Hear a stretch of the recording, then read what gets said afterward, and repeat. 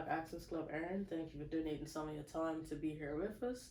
If you could just start by introducing yourself, and then we can move along. So I'm Errin Simmons, MFB CEO, 29 years old, and I'm from Bermuda. Okay. Okay. That's what you Um, talk about. should I look into the camera? It's completely up to you. Okay, all right. It does not matter at all. Okay. All right. So, when did entrepreneurship start for you? In 2011, in 2011, me and my girlfriend and my cousin and my closest friend, we were at Hamilton Princess, and we got a room for the night, and we couldn't afford to really have the room, but we still got it. We put our chips together, and the morning after New Year's, I just remember us all getting together and just vowing to one another, like, it's never gonna be like this again. And then from there, we, put our heads down. We already had been like rapping MFB. Like we used to say it all the time, like money feels better, money feels better. And then, we just decided to make an actual brand out of it. Okay. So are they partners in your brand, or is it just you now? They were partners. My girlfriend is now, she has her own company. Okay. So she doesn't have as much time to dedicate towards MFB, but she's still a partner. Okay. Then I have my other friend, Errin Smith. He's still a partner as well. And then my cousin, he has detached himself. Okay. So it's us three right now. All right, nice. So what was the reasoning behind the name Money Feels Better? So, like I explained just now, when that happened, it really made us, on top of that, I had some other things, like just to go back a little further, I had just finished, not finished, but dropped out of, not high school, college. Just dropped out of college, and for financial reasons. So, I came back to the island, and I saw that my mother was having a hard time, and she's a strong woman, and her main thing was school. But as a man, especially a young black man at that time, I couldn't watch my mother struggle. Right. So I was like, you know what, I'm not gonna be out here in school having her pay for tuition, room and board, flight, all of that stuff adds up, you know what I mean? Yeah. And not help her. So I decided on my own that I'm just gonna stay, and I got a job at BGA, getting paid bi-weekly. I was making $1,100 at that time, just like $550 a week, which is no money. And but I was giving her my own paycheck. Right. So when I was getting that $1,100, I was taking $100 for myself. I was surviving off that $100 for 2 weeks, and I was giving her the other grand. So it was tough. And then from there, I got another job at Daisy and Mac. Job at the Reefs. I started to, climb up the packing order, start to drive machinery and stuff like that. And, during those times, it really makes you realize how important money is. Money really is important. I know a lot of people like to, cliche it as, oh, money's not everything, but you need money for everything. Yeah. You know what I mean? If we're just keeping it real. So, from there, I leveled up. I became a manager at one of the hotels, the Reefs. And I started making good money. On top of that, I started to, sell my oils and stuff like that. Okay. And then things started to roll over, and there we have it. Money feels better. Okay. It feels better than not having it. Right. So, when you said you started with your oils, so did you start with the oils before you went into the clothing? The clothing actually started first. Okay. I was out in England when I started the clothing, and a lot of people don't know that. Okay. But I got my first tracksuits from a place in England called Primark. They're really cheap. They were cheap at the time. Now they're not so cheap. And they had good quality. It was good quality fabric, but nonetheless, it wasn't my stuff. Like the stuff that I have now is my stuff. Right. Like, you know what I mean? It's branded with my stuff. It comes, from a manufacturer that I deal with and stuff like that. But it was a good start. Right. So I started that, and then when I got back to Bermuda, those tracksuits that I had made out there were pre-sewed. Okay. So I was like, this could work. And when I got back to Bermuda, I said, now I had the bit in my teeth. I'm like, I need to do something else. And I stopped by the oil shop. It's not there, no longer there anymore. Stopped by the oil shop, Told him that, I'm young, I'm hungry. He said, listen, this is what you could do. You could come and live with me. You could mix up something. I made Money Feels Better and Moments Feel Better that same day. And the rest is history. Okay. So, like, what year was this? That was 2016, I believe. Okay. Alright. Or 2015. I think it was 2015. Okay. Yeah, 2015. So this is like while you was in school you started this? No, I was in school in 2010. Okay. So this is after you was just in the UK at the time. It's like, let me just get these tracksuits and then. Yeah, no, let me take back. I know the timeline seems a little frazzled. I was in school in the States. Okay. In 2010, 2011. Then I came back that summer, 2011. Okay. Then I started to work. But the whole time we had been saying MFB. I was saying MFB when I was in school, in college. Right. I had gotten my MFB tattoo and I was like way back then and stuff like that. But then we created the business side of things more or less like 2013, 2014. Okay. Yeah, so we're coming up on a decade soon. Nice. Yeah. You don't see that too often. A brand being around for a decade. Yeah. Yeah. Especially a local brand. Absolutely. That's like 4 years phase out. Yeah. 5 years phase out. Yeah. So and even 4 and 5 years is kind of long. Yeah. You know what I mean? Definitely. Yeah. It's like when I was doing my research, like, because I am starting my own clothing brand, it's like a lot of these places, like, yes, they're there, but they're not really there. Right. Like, they came around, they had the big thing, and now they're like, okay, you can find the stuff maybe in one store or something like that, and that's it. And yeah. like, okay, so now I know longevity is my is how I can win. You know what I mean? Absolutely. That's when it comes to thinking about it that way. Longevity is the way that if I can stay long, then I'll be alright. Yeah. If I don't just come in for a hot couple months and then go out, then I'll be forgotten. But that's like my whole slogan. Yeah. Start, unknown, and finish unforgettable. So everyone's gonna remember me. I love that. You know? I love that. That's nice. Thank you. So you basically just talked about it, but the question was, when did you start your brand that has now turned into a lifestyle movement? So yeah, I would have to say, like, right out of college. Okay. You know what I mean? That was because for me, starting the business, even though that was like a couple years later, the movement is more important. The mentality is more important. Right. Because that's what has kept it around for so long. The fact that we were doing it before it was a business, or saying it and getting tatted up. Like all of us, it's 4 of us that have tattoos. Okay. And it's the same one or they're all different? All different. Okay. So I got one on my neck. My brother's got his on his arms. I've got one on his thing. Okay. Yeah. So what was the thought process behind starting your clothing brand?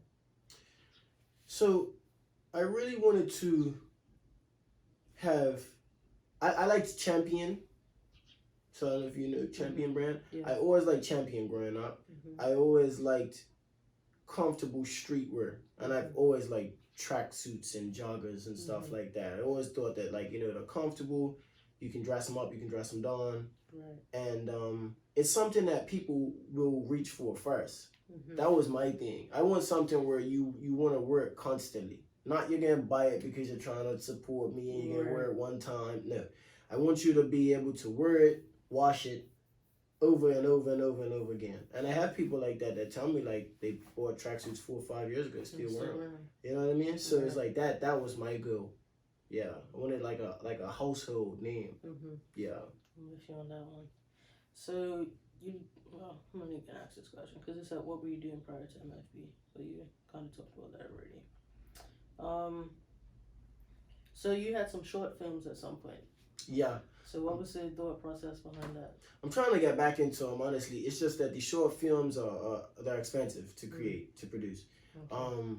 And when you're not making the money back off of them, which I didn't, to be quite honest with you. Right. You have to, and then COVID hit.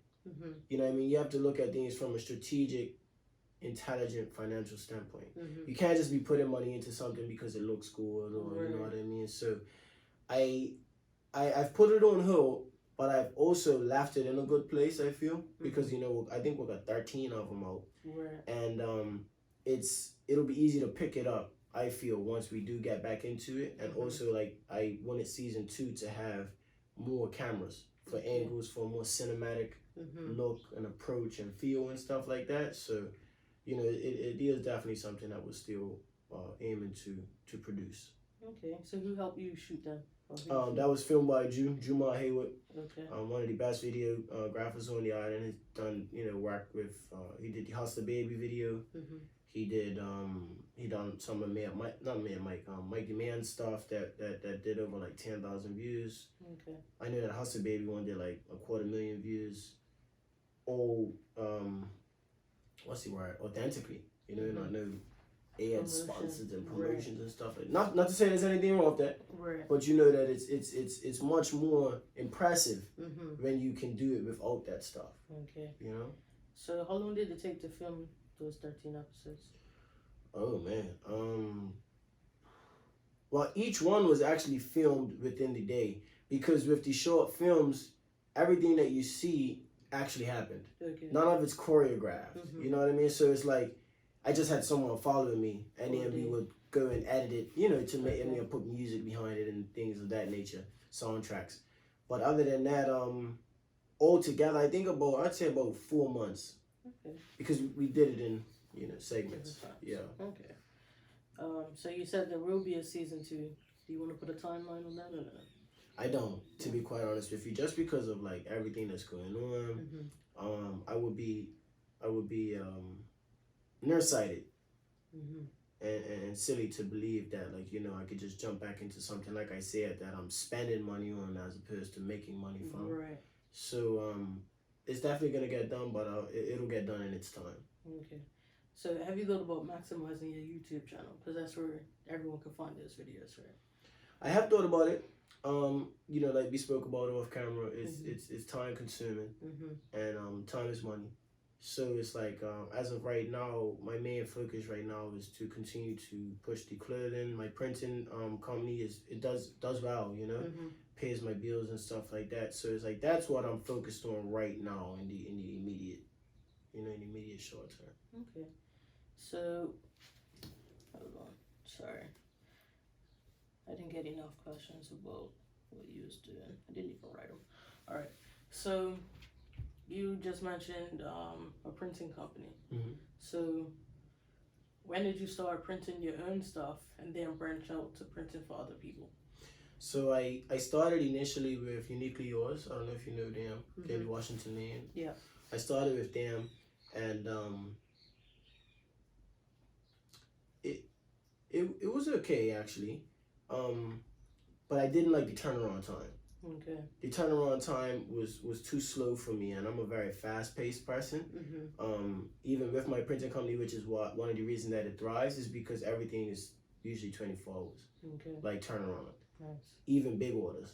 So with them, I was waiting like 3 to 4 days. And I understood it because of the volume of business that they had, as well as the other clients that they were doing it for. So it's not a stab at them, you know. The accident company, actually, you know, shout out Uniquely Yours if you need anything printed, go and get, you know, see them. But like I said, I just needed my stuff quicker, because, like, you know, again, time is money, and if I can push out 12 things in one night to 12 different people as opposed to 2 and 3 people waiting 3 to 4 days, it really makes that much of a difference. Because there's 12 people and now I'm going to tell another 12 people. No one can promote or like, you know, help market your business if they don't have your product. You know what I mean? So it's important and imperative that you get the product in their hand as quickly as possible. Also with a high degree of quality. You don't want to just get it there fast and it's not cool. Nice. You feel what I'm saying? So I started it like 2016. I started it in 2017. Yeah, 2017 I started the printing. Mercy, like, it's 5 years. When I think about this stuff, it's crazy. Yeah, so 2017 is when I started printing for myself. And I'd say probably like mid-2017 we started printing for other people. Because, you know, my stuff is just selling fast, period. Then when other people was asking to print on these stuff, I was saying, hey, that's another market. A whole nother market. And it's, to be quite honest with you, in Bermuda, you're going to make more money doing that. You know what I mean? Because not everybody wants your stuff all the time, and you have to come to that reality. Yeah. Some people everybody is into customization. Everybody wants their own thing. You know what I mean? So why not do that? Exactly. So yeah, I think it was like all within that same year that happened in 2017. Okay. So what is the process of placing an order? So like I want something customized. What's the process like? So the process is it's a couple different processes.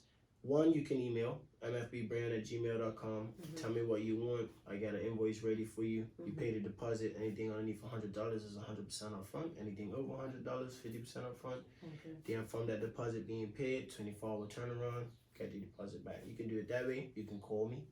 You know what I mean? Because I really do believe in the old school way of doing things. Okay. Call me, make it straightforward. Tell me what you need. Get it done. You can text me. Instagram. I just like to make it as easy as possible. I know certain people like the emailing and stuff like that because they have a track record of everything and all that, which makes sense. But at the same time, certain people just look, hey man, I just want this done. Right. You know what I mean? And that's where you really, really gain that that clientele base that will always come back. People like things easy. Right. So yeah. Okay. So do you have a website or anything like that? I had a website. I ran it for 2 years. I think I made like $40 off of it. Okay. And the URL, the domain costs more than that, as you know. If you, I'm pretty sure you have one. Yeah. And it just didn't make sense financially for me. You know what I mean? It wasn't. I don't think that I maximized it and utilized it as much as I could have.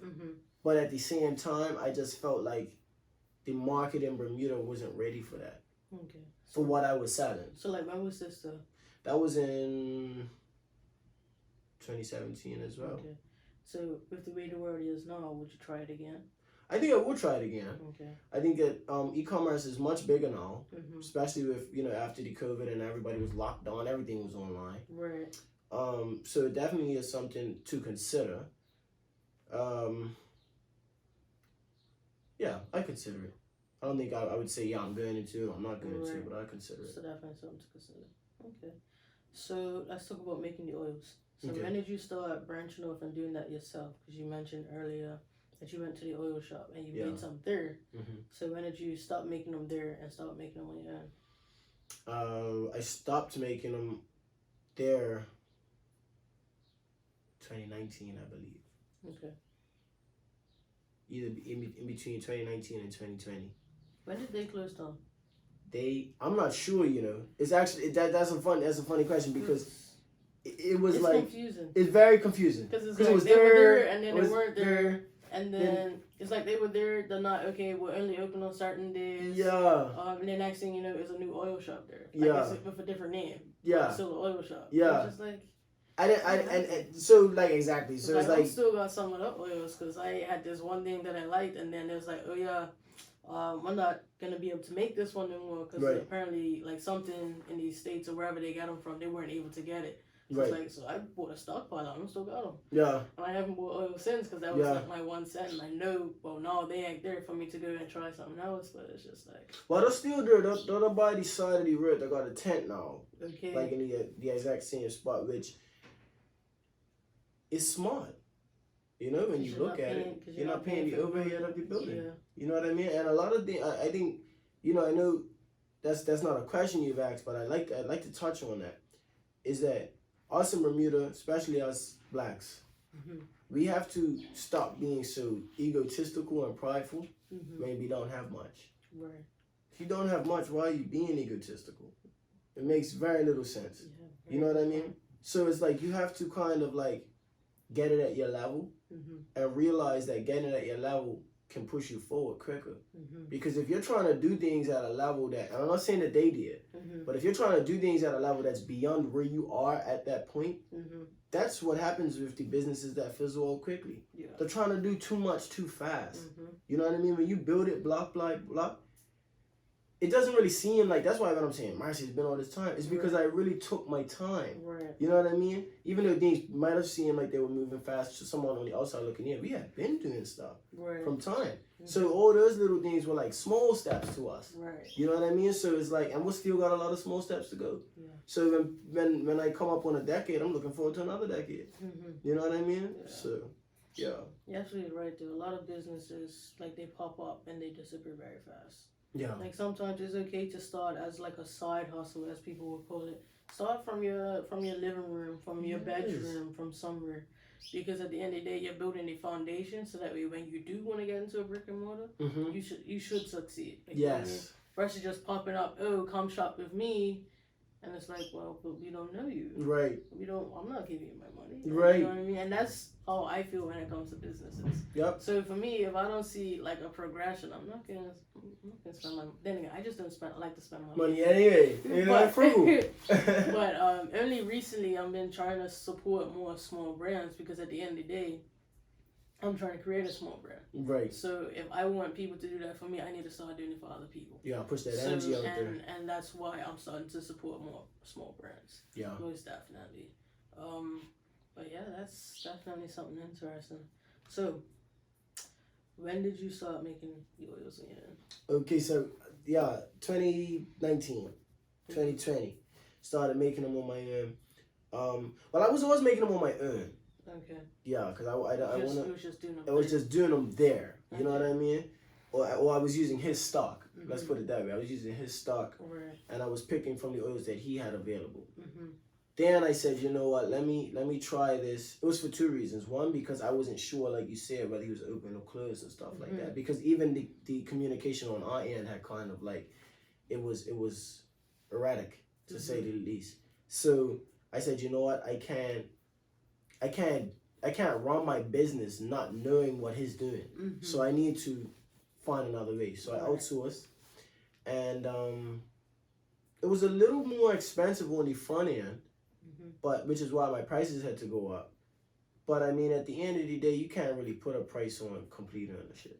Right. You know, when you completely earn something, all the money comes to you. You don't have to split it. You don't have to. You know what I mean? So, yeah, 2019, 2020, around that time. So I think these ones have been out for 2 years now. Yeah.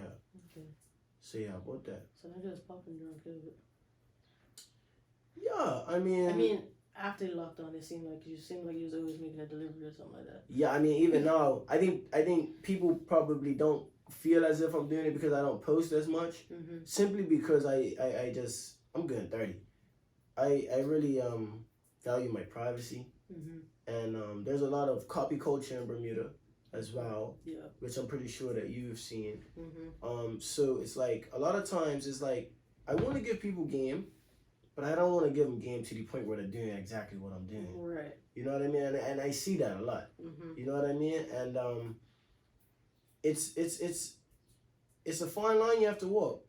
Because you don't want to not post because then you're not advertising. And then you don't want to post too much and have someone steal your ideas. You know what I mean? So it's like a very fine line you have to walk, and you have to be very vigilant and strategic with how you do things. Right. So that's what I'm on. It's interesting that you said that. I had my mom on the podcast, and she was saying, you know what, like yes, you can stay private, but at the same time, if someone wants to steal your idea and try it, let them, because they're not gonna succeed. Yeah. Because it's your idea, it's not their idea. Yeah. So it's just like, yeah, just let them do it, because they may have a little bit of success, like for like 2 months, a year, but you're gonna have it for 10 years. Like, you know what I mean? Yeah. So even if someone does steal your idea, just keep doing it because you know why you're doing it. They don't know why you're doing it. They're just doing it like, oh, I could probably make some money off of this. Yeah. And it's not gonna last. It's not gonna be substantive for them. Yeah. So just wanted to give that little piece of advice my mom gave me when she was on the phone. I agree. And to that point, you know, the thing is, right, is the other way to look at it, because I spoke with my old man about that, is it's a couple ways to look at that. You can look at it that way, which is very realistic, but you can also look at it like 2 months in Bermuda can cripple your business that you had for 10 years. 2 months of someone stealing your idea, getting your clientele base, because you got to look at the people that we're dealing with. The market's small, 68,000 people. Yeah. Half of those people are below the age of 18, so they don't have money. Right. Then another 20% of those are unemployed. Then another 10% of those are above the age of 65. So you have to look at those things. Yep. You know what I mean? If you're going to be a serious business person, you know what I mean? Because you have to look at things realistically. Who is your market? Who is gonna buy these things? Mm-hmm. You know what I mean? So if someone's cutting into your slice of the pie, which is already small, that That's 2 gonna months, make a difference. yeah, it can cripple things because it's like, let's say that you got a business and it pulls in $4,000 a month, but that's all you do. You gotta pay your rent. You gotta buy groceries. You gotta license and insure your bike. You gotta buy tires, all that stuff in Bermuda, which is all ridiculously priced, right? That $4,000, if someone cuts into it and now you're making $2,000, Yeah, how you gonna live? you know, so you have to look at those things and you have to say, all right, cool, like, you know, you have that's why I'm saying being strategic. You know what I mean? You have to be strategic to say, all right, cool, I'm gonna give them so much, but not everything. Yeah. You can get away with it in places like the States, the UK, because your market's huge. Yeah. If you can pop in one city with 1 million people, and get 10% of that population, which is 100,000 people, and sell $2 something that costs $5. It's $500,000. Yeah. Right there. Right there. But in Bermuda, that's nearly impossible. Yeah. You know what I mean? You can collect 100%, which is 68,000 people, and that's still not 100,000 people. And you're not gonna do it with 68,000 people. Right. You know what I mean? Yeah. So it's like you just have to look at things from all angles, all things considered. I like to say, and you know, make your moves, you know, that way. Okay. Definitely have a point. So that's why you don't boost the oils that much, because people are trying to. No, the oils actually is one thing that I don't worry about people copying. I worry about people copying the clothing because the clothing game is very saturated in Bermuda. I don't know if you would agree with that. Yeah, I agree. But I think it's very saturated. Branding is saturated. I don't think it's just in Bermuda. I just think that in Bermuda it's oversaturated because our market is so small. Right. Like everyone has a clothing brand. You feel what I'm saying? Yeah. And you know, when things tip economically, when you have more buyers than sellers, that's not a good thing. Yeah. Because then you're getting into borrowing. You're going backwards. You know what I mean? Where I'll give you this for you give me that. Because who are you going to sell to? You can't sell to the same people like all the time because there's people have bills as well. Exactly. You know, got things they're dealing with as well. Yeah. So with the oils is the one thing I really don't worry about people copying because for one, I make them. You know what I mean? So with the clothing, I have it made and then I print on it. You know what I mean? Even though it's mine, it's still made by a manufacturer. With these, I make everything. So I know how to make. I make the mixes. I bring in the stickers. I make the stickers. I bring the bottles. Everything. You know what I mean? So it's like if someone wants to recreate that, the startup cost is gonna be heavy. Like real heavy. You feel what I'm saying? It's gonna be real heavy, and then on top of that, it's like then you have to create the smell. Then you have to make sure that the smell is gonna be better than mine. Then you have to go there and actually sell it. So that's the one thing I don't really worry about people copying.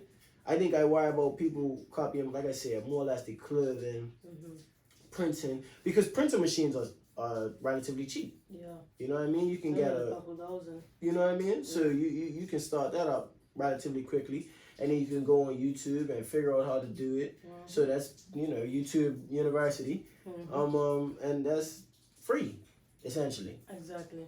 And that's like with my clothing. That's why I don't want to do heat press. Right. Or heat transfer, because I know you do it. I'm not trying to cut into someone else's pocket. Right. I'm gonna bring something to Bermuda that they aren't doing in Bermuda, or isn't readily available like locally. Yeah. Like you have a company, but they outsource it, so you gotta wait a couple of days for them to talk to them, them to get back to them, for them to do it, for them to ship it back. Right. So it's just like, nah, I'll just do something that's not already available. Like, so like for my stuff, I know I want to do embroidery. There's only like 3 other companies doing embroidery, so I shouldn't be tapping into people's pockets too much. Like, you know, you have one major company and one small company. Right. And then maybe one other that I haven't really heard of. Right. But like, I'm not really trying to take other people's money, but it's just like, how fast, like what is your turnaround at these companies? Like you said, you was like, okay, I can do it faster than they can, and that's where I'm going to do it. So that's going to be my ideal goal when it comes to embroidery. Is to make it a little faster, because like one of the places that I was actually trying to use, because I was trying to, like, you know, I worked for this company when I was younger, let me try and give them some business as well as support another black women business, you know what I mean? But the turnaround wasn't fast enough. And then like a little like issues with the designs and stuff like that. Like all of this is on my YouTube channel. Like, Yeah. if you guys want to see the little issues that I went through, just go watch it on my YouTube channel. But yeah, and I'm just like, I understand it now that I'm trying to do it myself. But it's can you do it faster? Yeah. The efficiency. That's the only thing is can you do it faster? Yeah. And honestly, I'm not trying to take from other people. I'm just trying to print my own stuff as well, like you said. So I'm bringing in my own shirts. Like my manufacturer makes my shirts, but I'm gonna put my designs on. Like this is one of the designs that I do. Yeah. So it's like So the idea is for me to have a blank clothing brand. So I've got the hats. That's what I'm gonna start with. I'm gonna start with the hats, and then I'm gonna go into the clothing. But all my stuff has a triangle in it. That's it. So the hats are gonna have the 4-for-1 in it, but all the shirts are just gonna have the triangle. So if you want something done, I have my own clothing. So you ain't gotta go get Nax Love. You ain't gotta go get Killed Day. You ain't gotta go. What's the other one? I forget the other one. But you don't have to go to these companies. Why don't you support a black-owned brand and just the idea is to get them into all the print shops in Bermuda.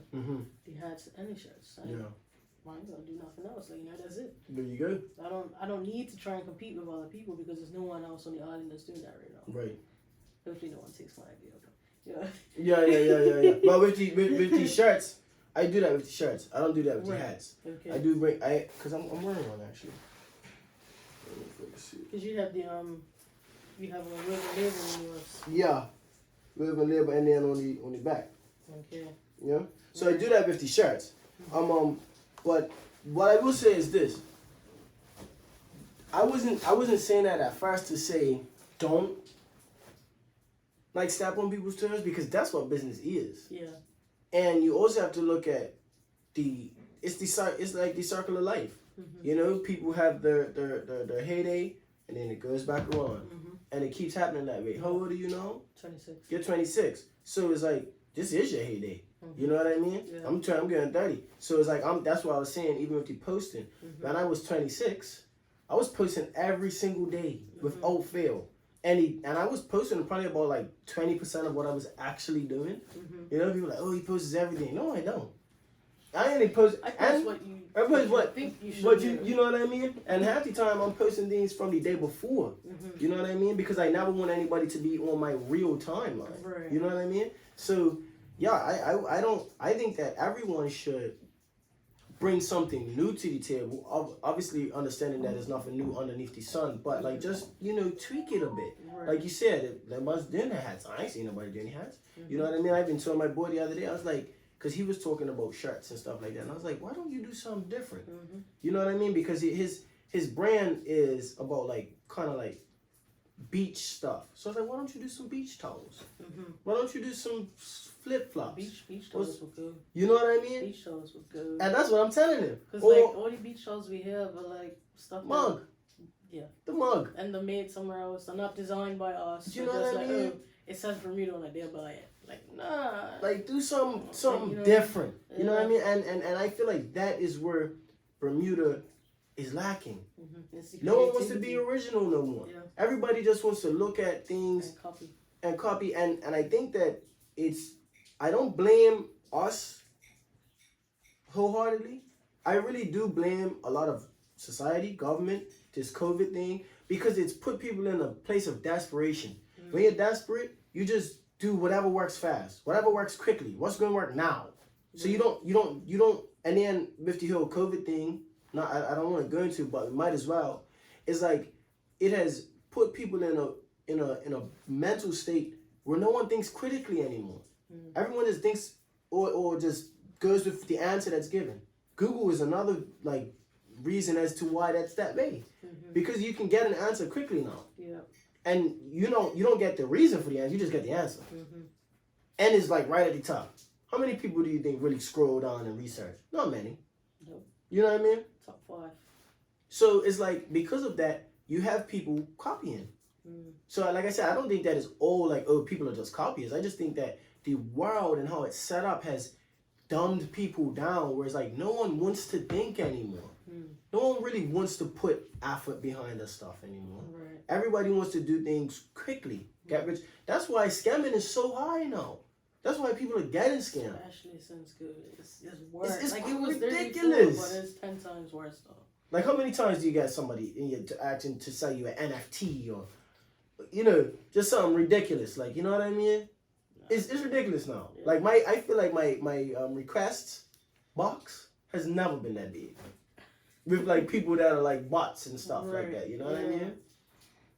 So it's a sad state. That we're in, like, because I also like to look at things very realistically, you know what I mean, to say, all right, cool, this is where I'm at, this is what I can do. Right. Because I feel like when you don't do that, you can start to be a little, just crazy. You know what I mean? Like, looking at things like, oh, well, I could do this, but how can you do it? How are you going to do it? Right. You know what I mean? Yeah. So, yeah, getting back on topic with your brand and stuff like that, I like your brand. That's why, like I said, I like this hat. I don't know if you're gonna let me keep that. But yeah, man, I you ain't even seen the inside of the hat. I know. I'm gonna flip it on. I don't want people to see my my hair's not done, and I sound like a girl saying that, but it's not styled, like, you know what I mean. But off camera we'll sort that out. Yeah. Alright, so let's see some of the oils you got there. So yeah, I bought this one for you in particular. Do you like vanilla scents? Sometimes. What do you usually go for? I'm iffy. You're iffy? I am. Okay, man. I'm got the perfect one for somebody that's iffy. Ralph is my personal favorite. Wow. One of those ones where I feel like it's hard to go wrong with that.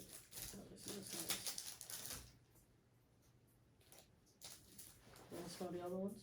Yeah, say you're iffy. This one's like it's a cool, like a melody sort of thing. Yeah, man and women could wear it. Yeah. There you go. That one's more like, that one's popping all that shit like. What's this one? Eat me. Eat me. Okay.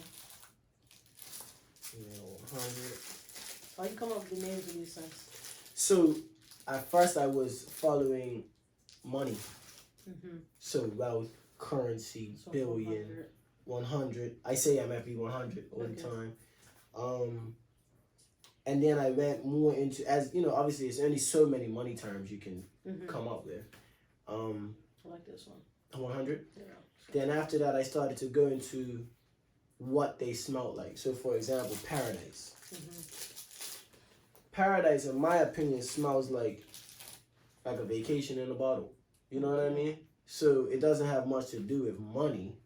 You know what I mean? But when you say a vacation in a bottle. You know what I mean? That's what it is. So I kind of like, once I'm smelling and I'm like, when I'm in the lab and I'm tweaking with different things, once I get the final scent and I smell it, I kind of let my nose tell me what the name should be. Glass, right? Yeah.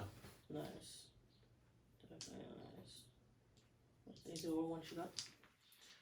Yeah, I got a few other ones, but I'll show you those ones. But this is the one that I bought for you specifically. There you go. I know you're saying iffy about things, but vanilla is something that I really, really like. It's just a kind of clean smell. I like it. Yeah, it's got a clean smell. That one's called cream, so like it's like an ice cream, and that's what I was trying to give it the look of. You know what I mean? With the white top, with the frosted thing, the wooden cap. You know what I mean? Make it look like an ice cream cone. And you do all of this yourself? Yeah, everything. And the top? Yeah, everything. Nice. All made in house. So the tops come this way, or you? The tops come wooden, but I put I make the stickers. And then I make the thing on the side that says MFB. Okay. Yeah. Nice. That's definitely dope. So how many shops are you in? Right now I'm in.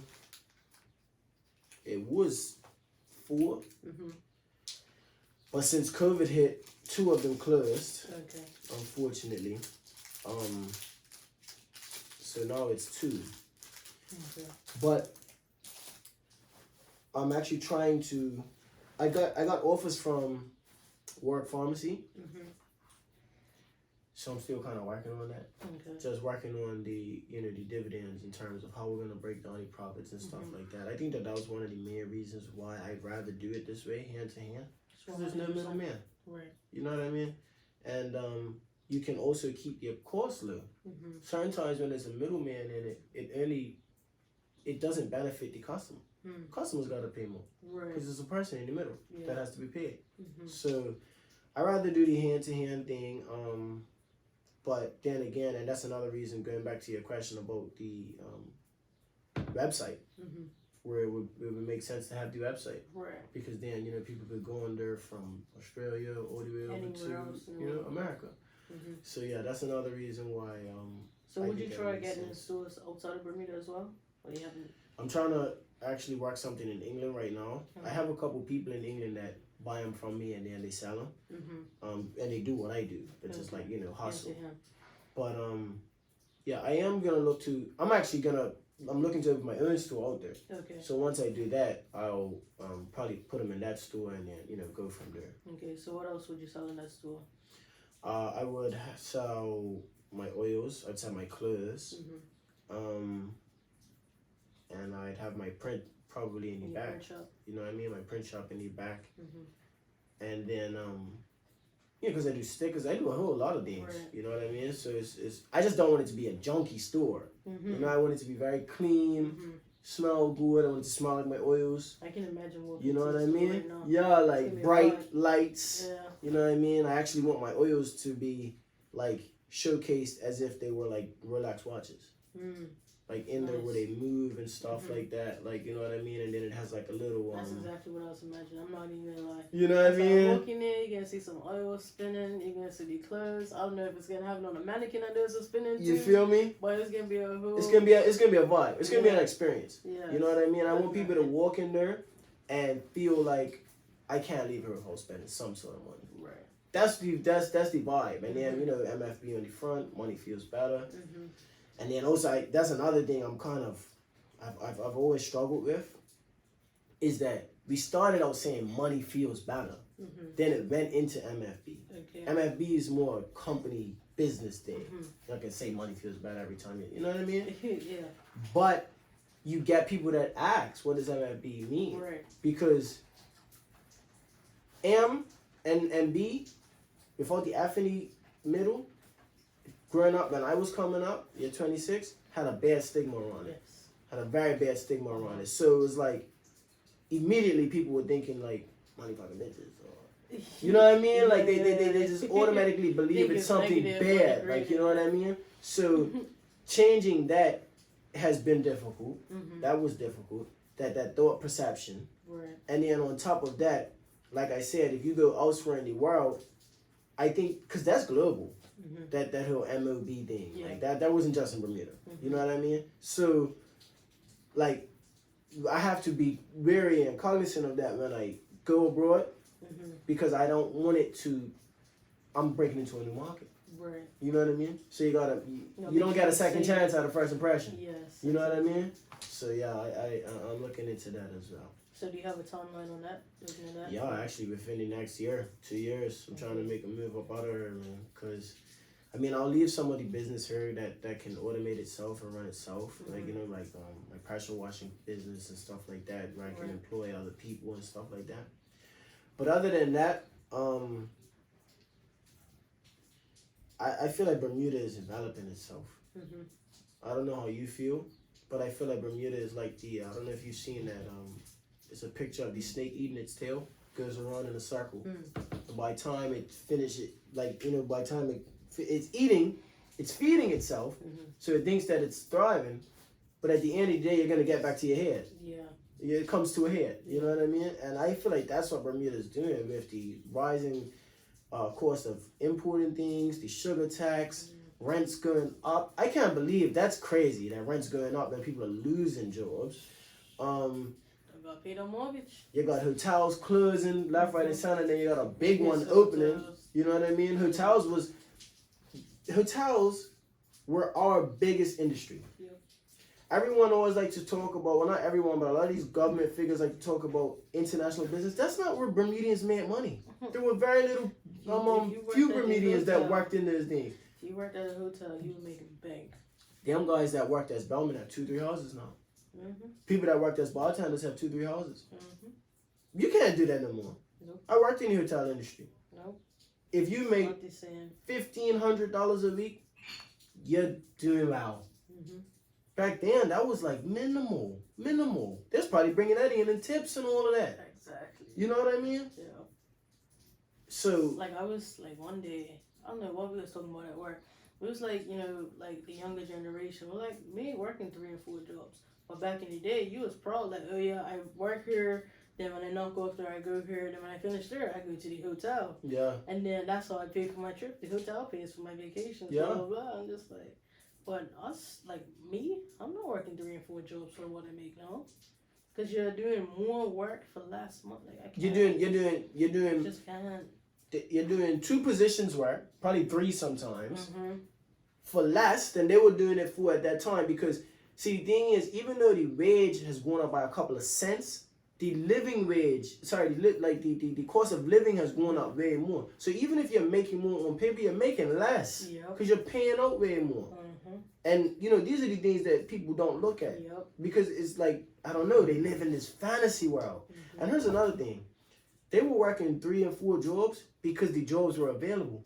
The reason that you can't or I can't go and work 2 and 3 jobs is because you can't go get the jobs. Yep. How many times are you gonna go and apply for somewhere and they're gonna tell you? And put them in that position to You pay know? them less money. That's all it is. So just paying them less money, and it's just like It's crazy. And there's people that get paid less money. They have to pay the government to be here. True. Yeah, they have to pay the government every year to be here. Yeah. If they give you that job, they have to pay you more because you live here and you're Bermudian, and you don't have to pay that. Yeah. So why would, as from a financial standpoint, why would they go with you? To them, it must be break even. It like I don't. I don't get it either. You know what I mean? When you figure it out, come let me know. And again, they could probably work them harder.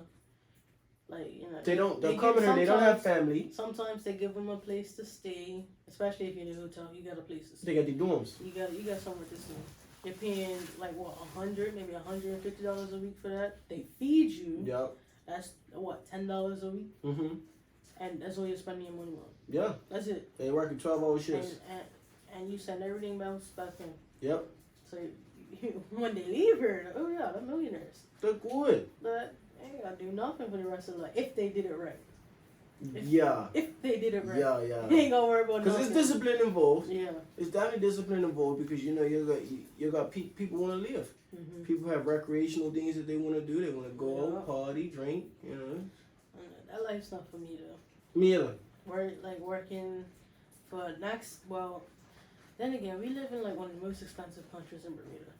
So if I were to come from a country where my money is 5 times what I make here, then maybe my perspective would be different. But because I'm not, it's just like, no, I'm not gonna go somewhere else in the world and work like crap. Not have no social life, not be able to do anything, just to send my money back home and it's worth nothing. Yeah. Like when you think about it, if you were to go somewhere else in the world you and couldn't work do that. as hard as they do here You couldn't do and that. send your money back here, it's not worth anything. You know? Couldn't It's do not. that. It's better off staying in Bermuda and making minimum wage. Somebody asked me that the other day about England. They was like, you wouldn't be willing to come out here and work and send your money back? I said, how does that make sense? I said, you guys make less than we do. I've been in England I spent a lot of time in England. And luckily I had my business. Right. So I didn't have to work. But I'm very, very vigilant, very observant. I ask a lot of questions. I get down to the nitty gritty. I want to know how much you're paying in tax. How much are you making? If you don't mind telling me. You know what I mean? I'm not going to be bombarding your finances. But and it's just to learn. Yeah, certain people, especially older people, they're forthcoming with that information because they can see when you're asking from a place of being genuine. You want to learn, not like we're trying to judge them. You know what I mean? And like I think the one of the highest wages out there in England is like £12 an hour. £12 an hour is like $15 because the pound is weaker than it's ever been. It's 1.3 to the BMD, not even to USD. Yeah. So at one point it was double. It's no more like that. Like I looked into something the other day. It was £6,500. The conversion was $8,800. Because you was expecting like 12 grand. Easy. Yeah, anytime you go to, we automatically know it's double. Just expect double. You feel what I'm saying? But it's not like that no more. It's not like that no more because England went through Brexit. Yep. they're also fucking well, like, they're close to that war, you know. Europe is all close, like it's a hub. You know what I mean? So if something's happening in Russia, that immediately affects you. Yeah. Ukraine, Italy. That's why when they have the Euros, all them teams play against each other. They're all together, all of the same continent. But you know, geographically, people aren't sound. No, for real, it is what it is. Like they aren't because they don't understand the way that the world runs. Because when I went over there, the last time I went over there, I was only over there for not even a month. It was like 23 days. I spent 10 grand in that 23 days. Now, I've been to England before and spent 2 months and I spent 10 grand. Before COVID. Right. You gotta pay for your COVID testing. You have to stay in that place for 10 days. No one does it, but still.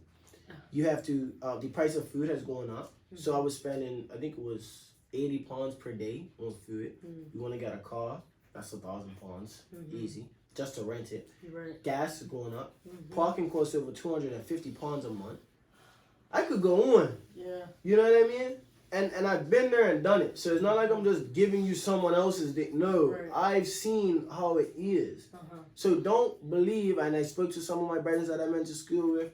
They was like, yeah, Errin, bro, it's different. Like, you know, at one point you could come out here with 15 grand and start over. You can't do that now, bro. Yep. That money's gone. Gone. And you're homeless. Yep. Then how you getting back by me? She got to be there 6 months for everything to kick in. You have to pay your rent 6 months in advance. Yeah. It's not like it. Hey, boy. Hey, boy. You really, I honestly think, like, we have to, like, if you have a job right now, bro, you have a job. Yeah, and you stay with family where you don't have to pay as much rent, you're in a great position. That goes back to stop being so egotistical. Believing like, oh, I gotta live on my own. Or if you live with your parents, that's stupid. Stupid way of thinking. It's interesting that you said that, because I've been seeing a lot of memes or something, seen it somewhere, where it's like, back in the day, oh, you still live with your parents, you're worried. Why don't you live on your own? No, it's like, oh, you live with your parents, well done, good for you. You're saving your money. Yeah. It's crazy the way times have changed with that. That mindset. Definitely. And you know, another thing is that we as blacks, we look down on that. Portuguese live together. Whites live together. Why is it? Why can't we live together? Yeah. And we have this mentality where it's hard to live with each other. I don't want to deal with this. And you know what? It's not always our fault, because the reason why those other ethnicities that I just named can live together, they have big houses. It's just easy to live when you have your own space. Right. It's cramped into a space with somebody like, every time you want to use the bathroom, then the bathroom, right? Yeah. You know what I mean? It gets frictional.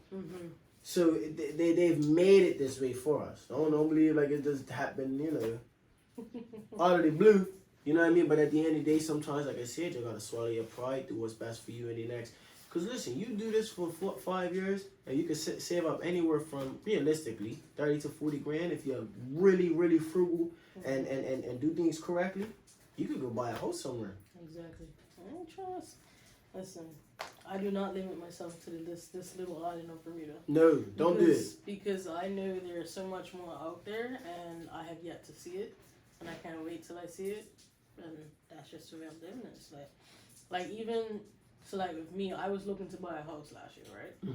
And for me, as a single person, with no one that can help me get a loan, I can't afford to buy a house in Bermuda. Yeah. It's ridiculous. It is like ridiculous. So I can only get $400,000 from the bank. Cool. That sounds like a lot of money to people, but when you go look at this housing market, you can't get anything for $400,000 that's ready to move in. Nope. It's you're buying a fixer upper at $400,000, which is ridiculous. Then you still got the government land tax. Then you still got to pay for housing insurance, because if you have a mortgage, it's illegal to not have insurance. Yep, you have to have the insurance. All that. All that. You still got to maintain the property. Anything goes wrong, you gotta fix it. You have to fix it. How you gonna fix it? You're spending $400 grand. Exactly. You know what I'm saying? Like, it's crazy. It's ridiculous. So It's crazy. Yeah, I have no intentions of buying a house in Bermuda anytime soon. They got derelict properties on the island right now, going for $200 grand. Derelict, meaning like like trees are growing through the foundation and all that. 200 grand? Are you out of You your gotta mind? knock that down and build from scratch. Scratch. Ain't talking about I'm gonna give you 200 grand. That's For a- what? That's $1 million house right there. And these people, this is another thing I don't like about Bermudians and Bermuda and the real estate market. These people that have these houses, they didn't pay that for those houses, you know. Mm-hmm. Don't believe that. Back then, they were spending like 20, 30, 40, 50 grand for that. Now you want $200,000 and you ain't done nothing with it? That's like I saw the deeds for this house. You know how much my grandpa paid for this land? Probably like 20 grand. $2,000. But you can see that I'm learning. Like you can see that I understand. Like you know what I mean? The way that the ball rolls, it's crazy, man. Why? And you know another thing I don't understand. Why would you want to transfer that onto us? Like you was once young. Yep. Like you know how hard it is. You know how hard it is now. It's harder now. You were more prosperous in your time. Why would you want to transfer that weight onto someone younger than you? I don't get that. It's not. Don't make sense. But what I'm learning is a lot of the issues with the derelict houses. The reason the price that way is because the family's fighting. Everybody wants a piece of the cut. Yeah. So you and gotta no pay one, him out. and Pay no him one out. wants to fix it. Yeah. So that's why they sit there. Like Yeah. that. So, And but you know what? I feel like something needs to be done about that. A coalition or something needs to be put together where a group of people like you and myself get together and say, listen, we're not paying for your bickering. We're paying for the house. So however you guys want to split up this 30 grand that I'm going to give you, that's up to you. But I'm not paying because you want this piece of it and you want this piece. I'm not paying for that. Yeah. I'm paying for the house. Not for, Why don't we have someone in a position of power that could go do that? yeah. Because I feel like that's simple. That's something that I'm like heavy on my heart. It's just like, damn, once I make my millions, I'm coming back and I'm coming for these derelict houses. Like, look, I'm gonna give you an undeniable deal. Like, you're gonna want this deal. I don't have to earn the house, but I'm gonna fix it and I'm making money off of it until I get all my money back plus interest. And then, by all means, it's you and your family. Yeah. Now you have a house that everyone can move into. Yeah. Or everyone, you can rent it out and you can split it, you know? The income. Yeah, and it's like, it's not necessarily me trying to make my money back, but it's also trying to help that family. Because I've been in that turmoil for who knows how long. Well, 10 years. These houses ain't just gotten like that in like 5-10 years. Yeah, that takes time. It's generations. Yeah. So that's my ultimate goal, is to come back and take a toll and take a stance on these derelict houses. And I'll tell you what, for 26, your head's in the right space. Not a lot of people thinking like that at 26 and have that knowledge, you know. Thank you. Serious. I know guys 35 still dreaming. Nah, you gotta have a plan. Yeah. At least a piece of a plan. You know? You ain't gotta have a whole plan. Just like, okay, if I do this, I know I can get somewhere. Yeah. And then the second plan will come into place. You feel what I'm saying? We let the chips fall where they may. Exactly. But yeah, real estate is where I want to be. I don't have to. I can't afford to do real estate right now. Not many can. Right. So once I'm in a position to do real estate worldwide. Yeah. Staying. This little island, man, I don't even see myself retiring here. Nah. I see myself owning some houses, making some passive income, and traveling. Yeah. I'm traveling. Yeah. That's man. it. Yeah, That's touches why on. I'm in my foundation year. That's what I'm calling 2022. My foundation year. I've started my business, building a foundation, building a following as well. So people know who I am and what I'm trying to do, or where I'm coming from for what I'm trying to do next, and all a part of my slogan. Yeah, man. I like it all. Everything you said has warmed me inside, man. For real. You keep it going. You're definitely gonna get there. You're gonna get there, trust me. It's one of those things where it's gonna take like, time, and I'm okay with that. I have accepted the process. Accepted that it's gonna take time. Yeah. And I'm okay with that. Yeah. Because pressure makes diamonds. Absolutely. They don't come overnight. You know? Absolutely. So absolutely. Definitely on that. All right, so let's talk about power washing. Power washing. So when did that start? 'Cause I think that started recently. Right? That's recently, yeah. Pressure washing was 1.5 years ago. Okay. How long have you been in COVID? 2 years. It actually started before COVID. Okay. Yeah, so 2 years. I feel like COVID has just fast forwarded everything. It's like we skipped a year. Yeah. But that I started that 2 years ago. that business is a really good business. I'm on a big pressure washing job now. I started it because so I needed a business that could grow into a company that pays big quickly. So with these and clothing, you're in the units business. You want to move as many units as possible to make a decent amount of money. With pressure washing, like the job I got now, that's like a $3,000 job. Okay. I'm gonna finish it. If it weren't for this rain, I'd have had half the job done today. Right. But I'll probably finish it by the 6th of this month. 6 days, $3,000. Yeah. That's okay. Yeah. You feel what I'm saying? Right. So it's like that's why I did that. You know what I mean? I looked at things where it's just like, now don't get me wrong, it's expensive for the real good ones. You know, I have an electric one and I have a gas one. Okay. So it's like $4,000 almost to bring in the gas one. For the good quality. You want real good quality. But I mean you make that back on one job. Right. Then everything after that is just all profit. You feel what I'm saying? So that's why I did that. Like I said, it's been about 2 years, and you can also, like I said, employ people. I ain't gotta go out there and do it myself. Yep. My name speaks for it, like the poet by MFB. Right. Somebody hits me up, says they want to get something done. I give them a quote, they accept it. I send somebody else there, and I pay them like $60 an hour. They get it done in a day's time. 8 times 6. $240. They're happy. Easy money. Yeah, you know what I mean? Easy money. No, I think it's more than that. 8 times 6 is 48. 480. Yeah. Yeah, 480. $500 a day. Yeah. Go send me out for about 8 hours. Yeah. And not even 8 hours. The last job, like the one before this, I did one up east. I paid the guy $60 an hour, and his twice my age. Tell me, now I made $60 an hour. You know what I mean? So, and I pay cash soon as you're finished. I don't do this whole wait shit. You feel what I'm saying? Right. Cause it's like, and I know. Money. Yeah. They're working because they need. They the money. need it. You feel what I'm saying? And let me tell you something. When I call that. Yeah, payment immediately. People need the money now, and Sorry, no problem. When I call him, he answers immediately.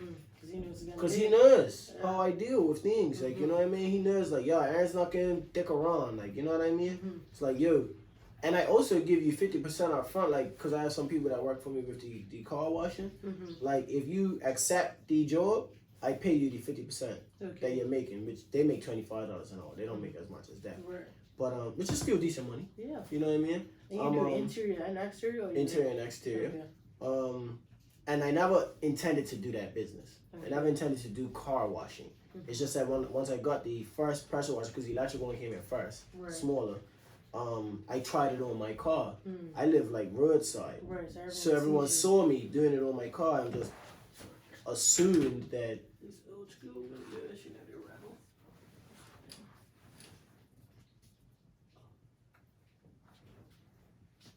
Clip her for it. Oh, you got it, yeah. Got it done. I like to listen to no rattle when I sleep. I heard that. Making me So up yeah, these are we some more? The car washing. Car washing, yeah. Yeah, I never intended to get into that business. Just happened. They saw me doing it roadside, and a couple people asked, and I said, I'm not gonna turn it down. You know what I mean? You want to pay me $70, $80 to do something that I was basically doing for free. Whatever. And then, like I said, I can employ people at $25 an hour. 2 men got a car done in an hour. I give him 25. I take 55. You know?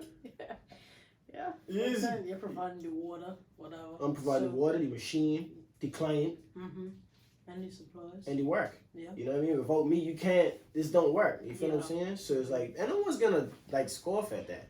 You know what I mean? Because it's like, it's spot work. Right. So I don't need 40 hours of your time. Right. You know what I mean? You come, you do 4 or 5 cars a week, and you give me an hour of your time, and you have an extra $100 in your pocket. Yep. No one's gonna complain at that.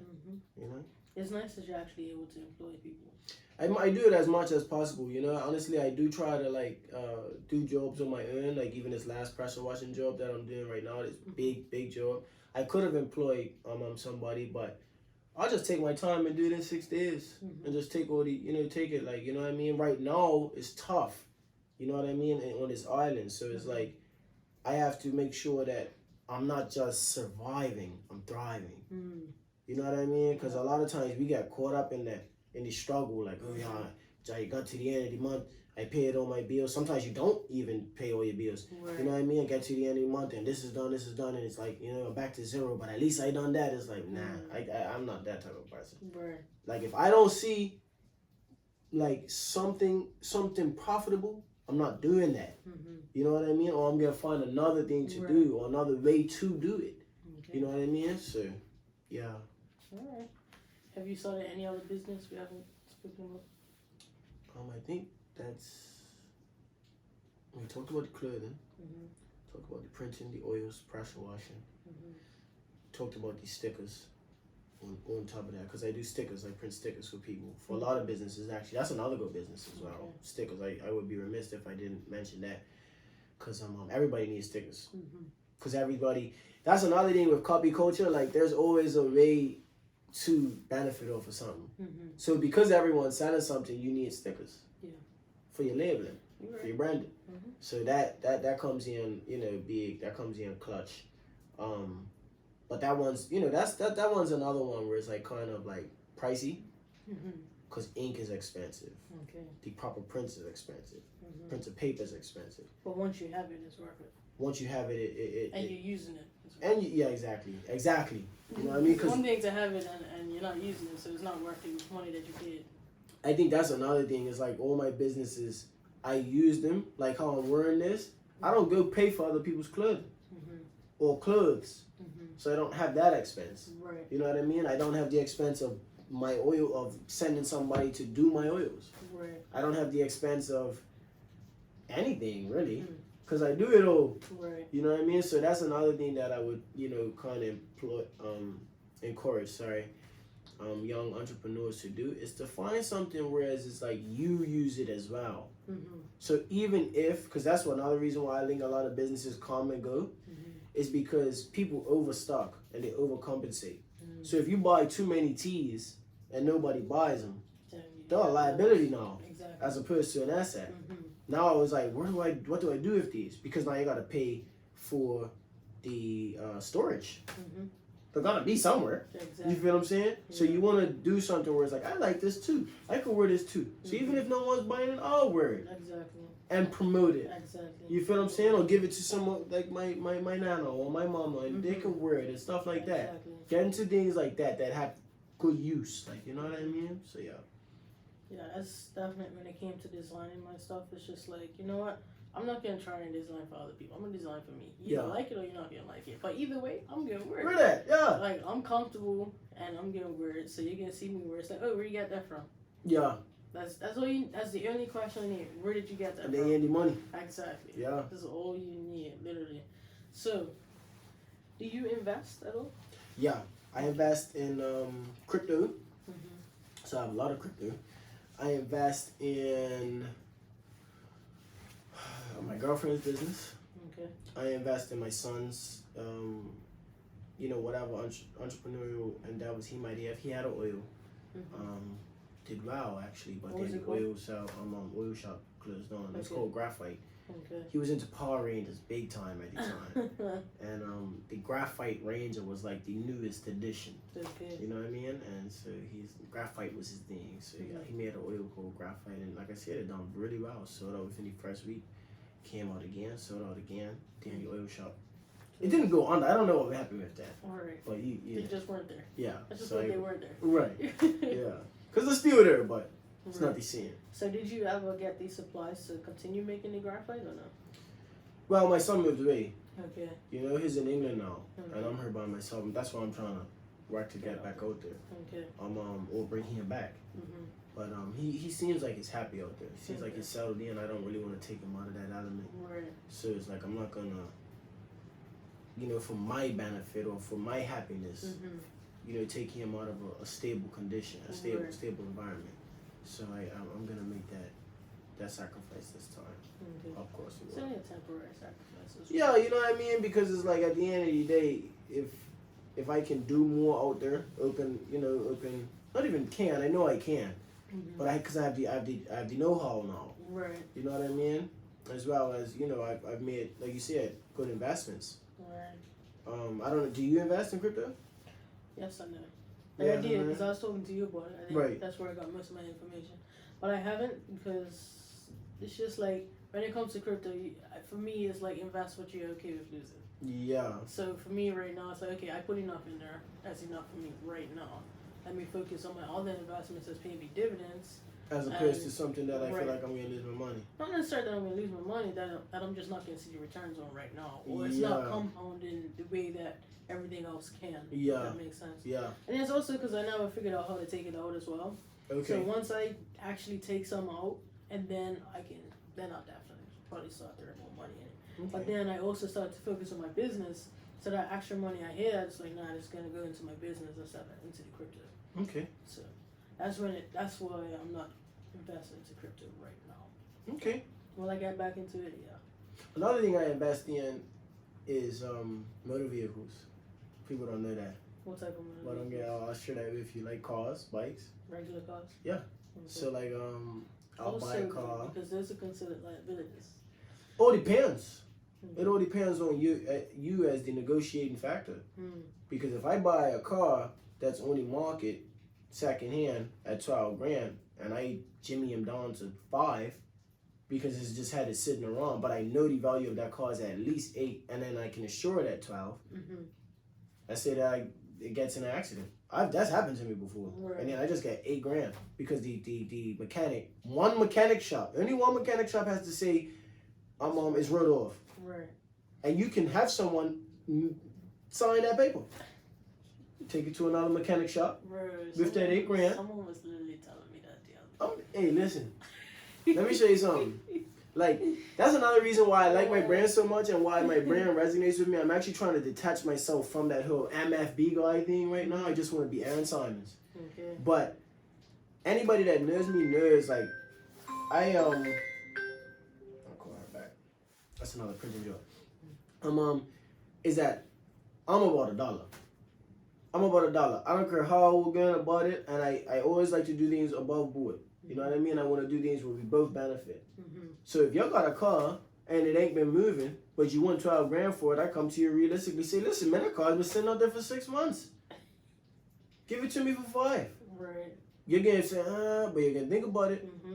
You know? No one else can buy it. And no one else can. Then you're gonna say, you know what, man, take it. Right. By the time you come back to me, it might be 4 now. Right. That's what a good negotiator does. Listen, bro, I was 5 at the time. I ain't got 5 right now. Still got 5. It's 4. Yeah. I buy it for 4. I put about $3,000 into it. Sell it for 10. It's 3 grand. Yeah. I never had to, and the whole time I could drive the car.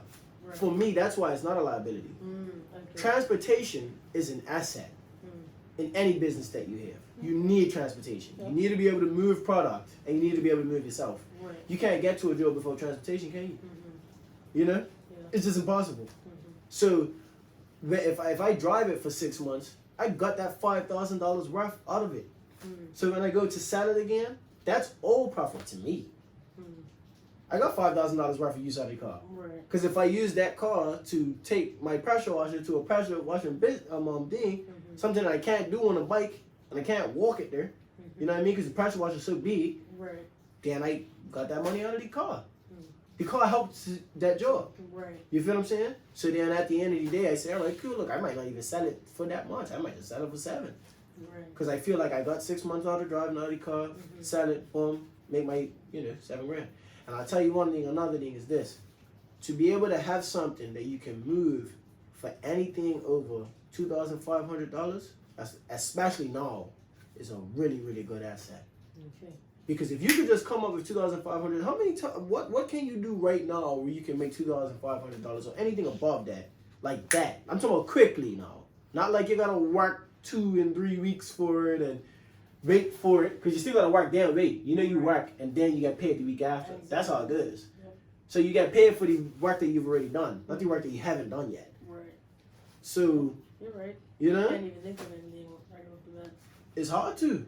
I think unless you're like got like a water truck or which costs $125,000. You know what I mean? Yep. Like it's hard to make those types of numbers. Like you know what I mean? And if you talk to like the older generation, that's why I always talk to older people. I got all the knowledge. I got the knowledge. No one to give it to for the most part. Cause no one wants to sit around and talk to them. Let them learn. I'll sit and listen to an old person all day. Come out of that with so much knowledge. Mm-hmm. And I just start spitting things to a next person. They're just like, what? oh, you know that, like. Yeah.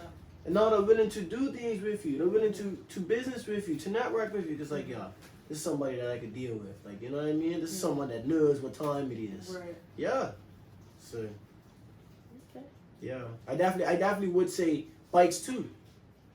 Bikes is a little easier because you don't need an assessment number for a bike. True. You feel what I'm saying? Yeah. So like you could buy as many bikes as possible. You could buy them at $600 and it's easier and it's less costly to fix a bike. Right. You feel what I'm saying? Especially if you can fix a bike with YouTube. I fix most of my own bikes. Okay. You know what I mean? Right. That's another thing I do.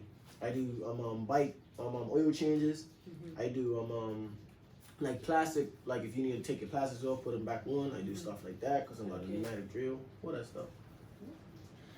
Just doing whatever you can. Whatever, man. Fact. Sounds about right. College dropout. So what were you studying when you was in college? Psychology. Psychology. That explains a lot. And Yeah. it seems like you know a lot about people. Like you know how people work. Like you're observative of how people work as well. Yeah, I learned life. That's my biggest clue. Mm-hmm. Learn life, don't live it. Mm-hmm. Everybody's talking about, oh, I'm living life. That's ridiculous, bro. That's ridiculous. What is living life? You live life, you get fucking 50, 60, 65, and now you're depending on the government to pay you your money. Mm-hmm. That's what pension is. Mm-hmm. Your money. I was literally saying that to my coworkers yesterday. It's like, look, you're 60 going on 65 now. When I get to your age, your retirement age is probably going to be above 70. Oh, yeah. But I'm not going to work for some company like this for 40 years. Actually, you But got it's like, it's the opposite way. By the time you get 65, it's going to be lower. right, that's Because what I'm saying. everything's going to It's be not fucking gonna- around automated. It's going to be robotic. There won't be a pension for me to No collect. way. There won't. The people, this is another thing. The pension that our grandparents are getting now is not their money. Nope. It's the money of the generation before. I'm sorry, it's our money. Yep. The generation underneath them. Mm-hmm. So the money that we're paying into our pension is going to them. Mm-hmm. They're not getting their money. Their money's spent. Mm-hmm. Been spent. Exactly. On all these silly jobs that they're fucking doing, the airport and whatever else they could come up with. South Beach, that's closed. Or this ding dong the east, the new hotel. Mm-hmm. You know what I mean? Or I don't know what else they're putting it into, because they ain't putting it into our roads. They're putting it into digging up our roads. Or the wages. That's where it's going. Yep. That's exactly where it's going, into these guys' pockets. Because at the end of the day, you're not going to tell me that a person that worked for 40 years is getting $600 a month in pension. Do you know how much money is in pension? That didn't even cover your rent. It don't cover nothing. That probably just about feed you. If How can you make Anything. less money after retirement? That don't make sense. should be equal. or Because $600 at least is equal. usually like across the board what you make weekly. What most people make weekly. Right. After deductions. Not on a monthly basis. Now you're gonna split that down by 4 because it's 4 weeks in a month. That means you're making $150 a week. Yeah, wow. Something's not right. Scary. Something's not right. That's why I'm gonna be a millionaire. Now I'm gonna have Hey, don't even look back, Anna. A little pensioner. That's shoot. That'd probably be my play money. Yeah. If I do get anything at that time. But Yeah. And it's even crazy because it's like I find that, and you could tell me, you could correct me if I'm wrong, or you could give me your observation. But I feel like the people that support the government like to the hilt the most are the older generation. Yeah. They're the ones that are like stern PLP supporters. Even when PLP is fucking them over. Left, right, and center. Still, it's really sad. I feel like we don't have too many options. It's either one or the other. Or which one is really better? That'd be lesser of two evils. I mean, we do have options because we could create our own third party, which they try to do with the FDM, but no one went behind it. You know what I mean? See, my thing is, I wanted to vote for them. I wanted to vote for them because I'm like, forget these two. They've been in power for too long. Whether they changed the name or not, they've been in power for how many years? And not exactly. Exactly. So, but they didn't have one in my constituency, so I couldn't. It's just like that. Okay. Yeah, they actually, because I live out the West, I voted for them, and the guy that was Simmons is also the PLP's MP up that way. And when I got there, I said to him, you know, he was like, yeah, you know, thanks for coming out. And I was like, I'm actually voting for the FDM. Yeah, this guy said to me, and I have a lot of respect for Jamal. A lot of respect for Jamal Simmons. I want to say that on there. He said, we're going to win anyway. Now, what does that tell you? Like, what does that tell you? Like, just that conversation. That small little snippet. We're gonna win anyway. How do you know that? Well, this is voting day. How do you know that, bro? And they did win. Yeah. In hindsight. How you know that? Cause it's rigged, man. You know what I mean? So it's like everything in life is rigged, and it's not rigged for the people. It's rigged for those that are in power. It's not. The people don't want. They don't want to see. They don't want independence. As far as I'm concerned, they don't really want it because you don't have enough people. We don't have anything that's exported. We won't be able to sustain ourselves. I don't think. I beg to differ. Yeah. I beg to differ. You got Pacheco's Farms. You got this guy up here. We're in Devonshire, right? Yeah. Yeah. You got this guy up here, and I never even knew about his farm. It's huge. You got Watson's farm.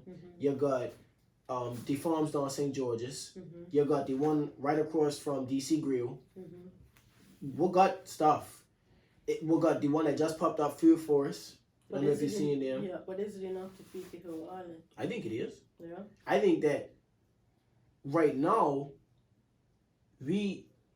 it's set up where these people are looking at it as a business to make money from, not to feed. It's not to feed. It's so that they can make money from it. Yeah. But if they set it up in a way, if the government made it, whereas it's like, listen, this is what we're doing.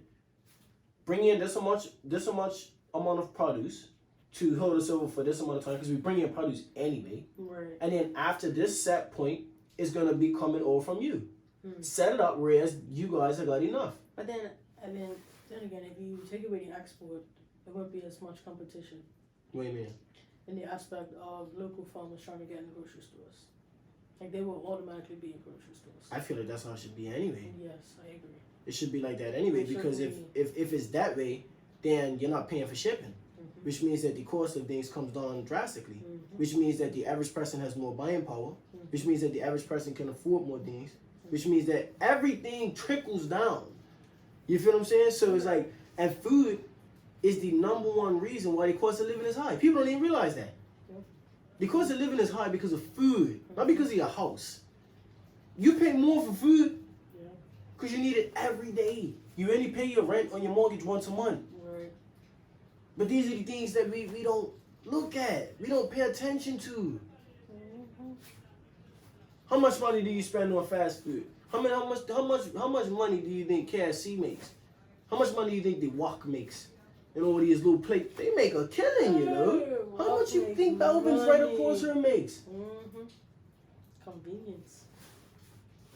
Stinging them, you know. That's for sure. Buzz, all these types of places. I don't really patronize Buzz, but. Well, but you see people patronize them. You see how many buzzes do you see island-wide? What I don't understand is why people are paying $7 for coffee when all you need. Make the upfront investment. Buy yourself a nice little coffee maker that makes the level of coffee that you want. And then pay 10 cents per cup of coffee. Because you're buying it in bulk and you're just using X amount. It's 10 cents a cup of coffee. We are conditioned. We've been conditioned to consume in a way that is not. It doesn't make sense. It doesn't make sense financially. You can't afford a $7 cup of coffee if you're making $600 a week. and your rent's fucking But yet- 12, 1,500. But yet they're doing it. But they're doing it. You feel what I'm Some way, saying? somehow you're making extra money to do it. Somehow, everyone's got their little thing on the side. Exactly. You know? Don't like, you know. I saw this thing the other day. It said Bermuda. In order to survive in Bermuda, you need 2 jobs. Then you need a job, side hustle, and a little bit of fuckery. You got to. It's accurate. Though. You know what I mean? That's what you need. That's all you If you ain't doing that, then it's like, how you making this money? So, it is what it is. Gotta do what you gotta do. Yeah. Alright, the next question was, so talking about crypto, Okay. how has it influenced or affected the way, Crypto? no, hold on, autocorrected me wrong. How has crypto influenced or affected the way that you manage your money? It hasn't, to be honest with you. Okay. I've always managed my money the same way. Yeah, crypto, if anything, like when I got in at a really good time. I turned I think anywhere from 8 to 12 grand into 30, really fast, because Bitcoin went from 32 grand to 68 grand, and the whole market went with it. You know what I mean? So, and that wasn't me being smart, you know. That was just me getting in at a good time, unbeknownst to me. So, I think I had never seen money turn over so quickly, and I'd never been in a position where it's turned over for me not doing nothing. I'm used to working hard and figuring out things like cars and shit to flip my money. So when I saw that, I was like, yo, this is the way, but then it tanked. Luckily, I took a lot of my profits out, because I'm not someone who looks at numbers on the screen and gets happy. I want the cash in my hand. Right. You know what I mean? So yeah, It feels it does. Crypto don't feel better. It's money. You want the money. Exactly. Yeah. Alright, so are there any other ways that you invest your money? Yeah, other than the things that I told you about, no. I'm looking into more things, you know what I mean? But, Do you see yourself getting into real estate? Definitely. Okay. I've slowed down. I've slowed down a lot since COVID, because I just feel like you have to make more cash-conscious decisions. At one point, I was just throwing money at things throw money at that, see what works, you know what I mean? Because it was just flowing in so easily. Right. Now I'm still making money. I don't want to say that, but it's not as in abundance as it was before COVID. Anybody that says that, I think they're either lying or they made some really, really great decisions before COVID, or their parents have money. Yeah. One of those 3 things. You know what I mean? Because everybody else, in my opinion, is struggling, man. Yeah. Sure, definitely. Alright. So, what do you feel has been your biggest accomplishment thus far?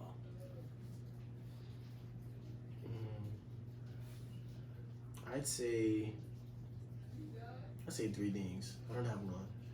One would be staying open for this long. I have a brethren that say, the goal is not to get rich fast. The goal is to be open tomorrow. As long as you're open tomorrow, you can get rich on that day. Right. So that's definitely one of them. Another thing would be being a good father, daddy to my son. I think that's probably number 1 above everything. And I think dropping out of college and being as successful as I've been. Because after I dropped out of college is when my son was conceived. Okay. You know what I mean? And I tell you, I was working at BGA, so I was in a place, not a good place. And didn't have insurance. I was 18 at the time. You know what I mean? So I had my son when I was a teenager. And I had gotten evicted that year. Yeah, man. Things were tough. And, if you put someone in that position now, they probably end up Maui. For real, you know what I mean? So I feel like just making it through that period in my life, obviously with the help of certain people, you know what I mean? My daddy, his wife, and just other things. Me mostly, I took the brunt of everything on my own shoulders, but I think that's definitely my biggest accomplishment, is just not allowing that to to break me down as a black man, because I've seen it happen to my friends, and also just being alive. I have a lot of friends that are dead. I've been dealt with. I have a lot of friends that are dead. I have a lot of friends that have skipped the island. I have a lot of friends that are in jail. I have a lot of shit. Excuse my language. You know what I mean? And to be in the position that I'm in, where I can move about this island, any parish freely. I've worked for myself for 2 years without needing anyone else, and I'm still okay. And all of that stuff I'm very proud of. Okay. Yeah. Congratulations. Thanks, son. You're welcome. Yeah, man. How has starting a business brand affected your family life and social life? I think that it's affected it positively. Okay. I think that when I was working in the hospitality industry, it's a lot of shift work, and I was a bartender after I came out of management, and most shifts as a bartender in the evening, the ones where you want to make money, Right. and I felt like that was affecting my family life with my girlfriend, soon to be wife, badly, because it's like, for one, you're getting home and you're tired, so you're not really spending any time with him. They're working during the day, so you don't see him during the day.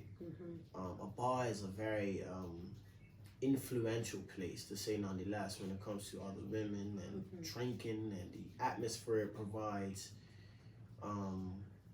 So yeah, I felt like that wasn't healthy. And then when I became an entrepreneur, all that went away. I think the only thing that, for me personally, I don't know if like anybody else has experienced it, but when MFB was like in its second, third year, we were like really, really, really popular. And like when they talk about local celebrity, I felt that. You know what I mean? Like if I'll be out on a date with my girl, like girls will come and like interrupt the dates and stuff like that. Like, you know what I mean? And I think that was probably the only thing that wasn't positive, and it took some getting used to know how to handle that type of situation with grace, because you don't want to diss them, because they could be a client or potential client or a good customer, but at the same time you want to respect your significant other who you're dealing with at the time, and let them know, like, no one comes above you. You know what I mean? But at the same time, you want them to know and to behave in a manner like, my man or my woman is important, and this is how they provide for me. So sometimes it's imperative that you dress back and know your place. You know what I mean? But at the same time, with the respect of the other, to know that I'm doing this because it's a mutual respect. So yeah, I feel like that's the only way that it impacted me, and I also think that it freed up my time schedule. You know what I mean? Where I'm able to now go and see my grandfather, or my grandmother rather. Sorry, because my grandfather passed during that time. But go and be with my little brother. Spend more time with my son with his homework, picking him up from school all the time, go to his sports days, you know what I mean? All of that type of stuff. Take him on vacation. Whenever I'm ready to go, I just go.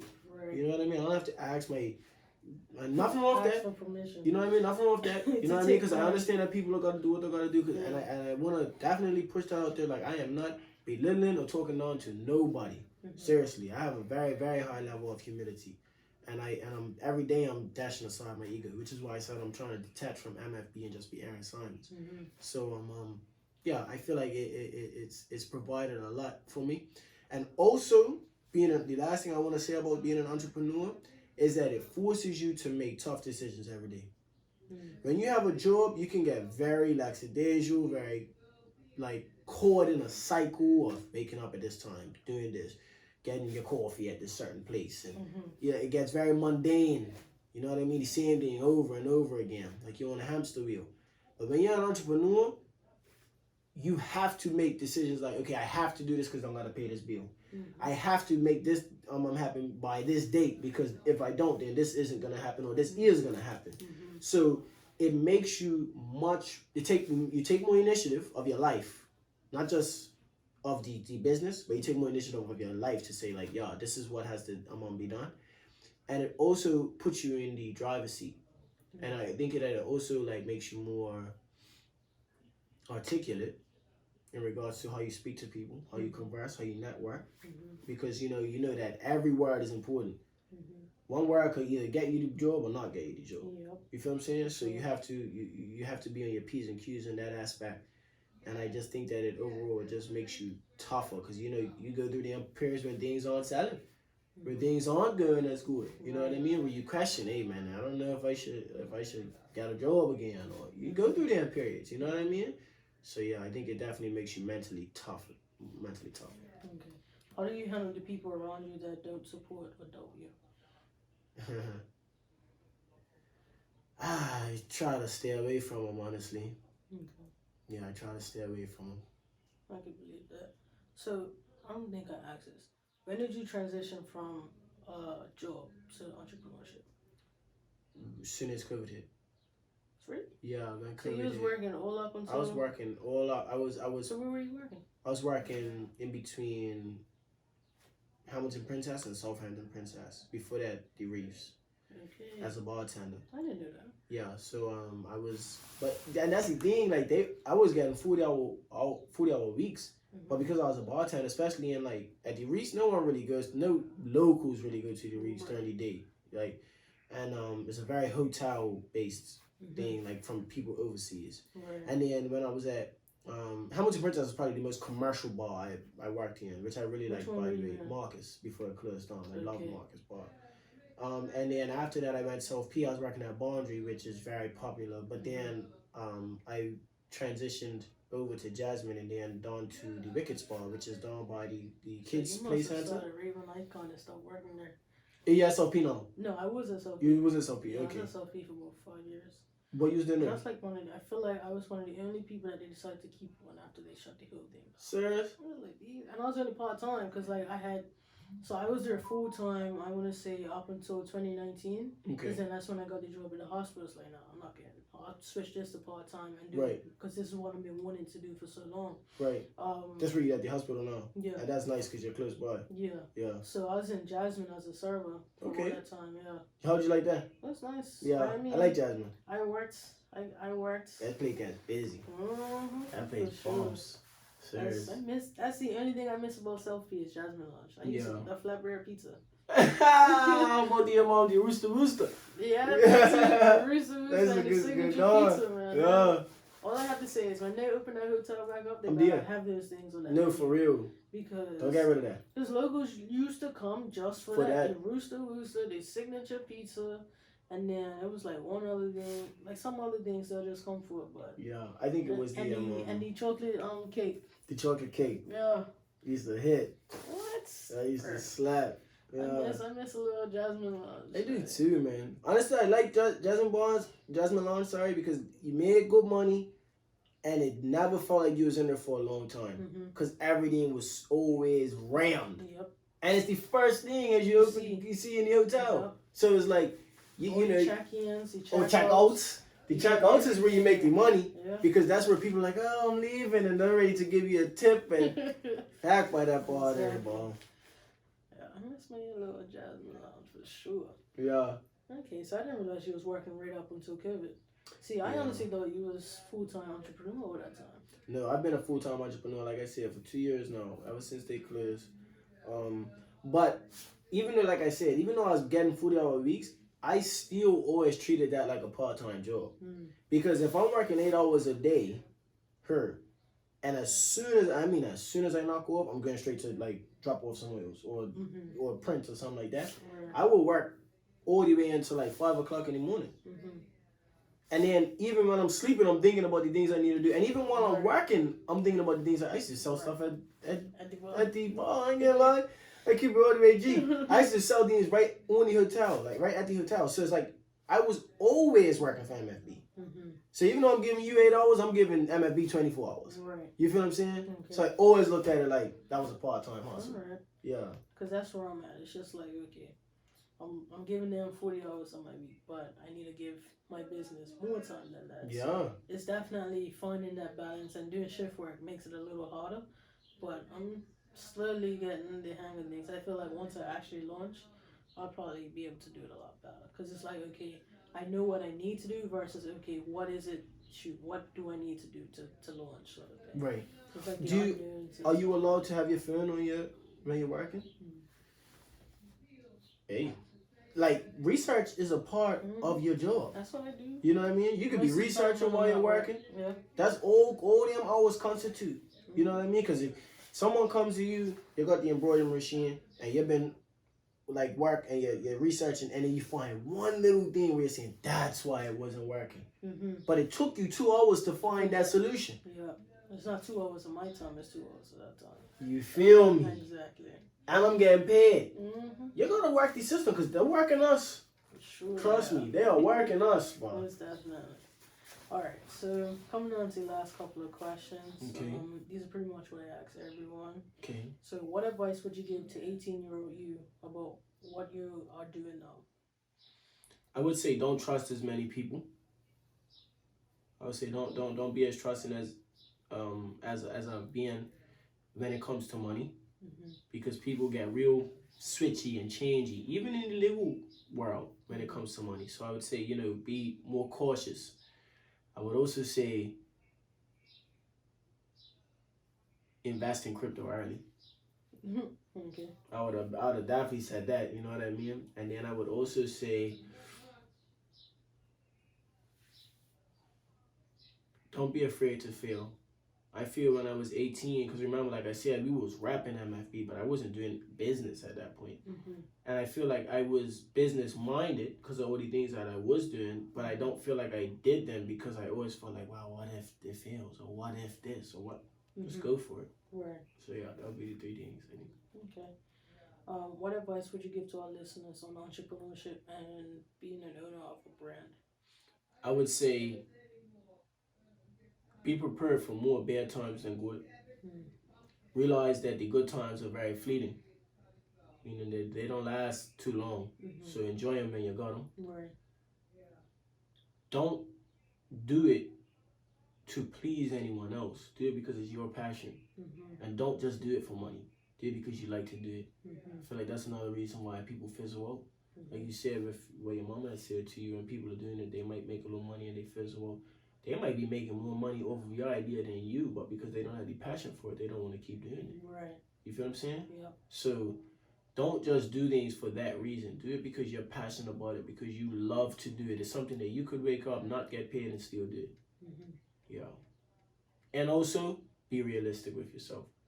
Don't go and try to open up a fucking multi-million-dollar business when you got a $5,000 budget.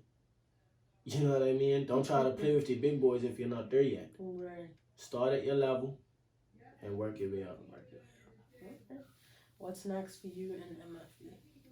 Next is the next decade, honestly. And then on top of that, it's just like branching into more of an international market. So, just making everything go to the next level in regards to the markets that I can tap into, the demographics that I can tap into, and also the e-commerce side of things. Like you mentioned the website. You know what I mean? Basically going in again, but this time going in with a real plan. I feel like the time when I got it back then when we spoke, I only got it because people always ask, you got a website? You got a website? You got a website? People say that, like, and I feel like sometimes they don't. Never used it. Yeah, I feel like a lot of times it's either a conversation piece where they can just say that, or it's like it's like they're saying it to make it seem as though they're interested in your business because they have nothing else to say, not because they're actually going to use the website. Right. So, yeah. Okay. What would you say to your future self 5 years from now? So you're giving yourself advice for in the future 5 years from now. Mercy, that's a deep question. I would say,